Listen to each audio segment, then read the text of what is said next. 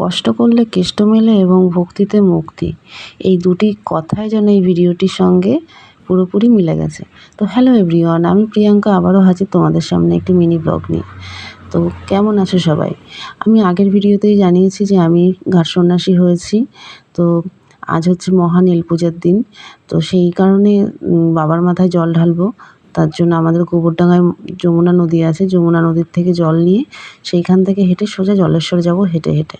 তো অনেকটাই পথ, প্রায় 3.5 ঘন্টা কি 4.25 ঘন্টা এরকম টাইমটা লেগেছে আমাদের একটানা হাঁটতে। কোথাও বসিনি, তাও এতটা টাইম লেগেছে, তাহলে বুঝতেই পারছো যে কতটা পথ। আমার আইডিয়া নেই কত কিলোমিটার, তবু এতটা টাইম লেগেছে।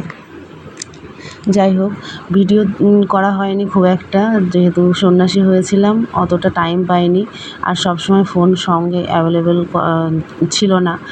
যাই হোক, কেমন লাগলো ভিডিওটা জানিও।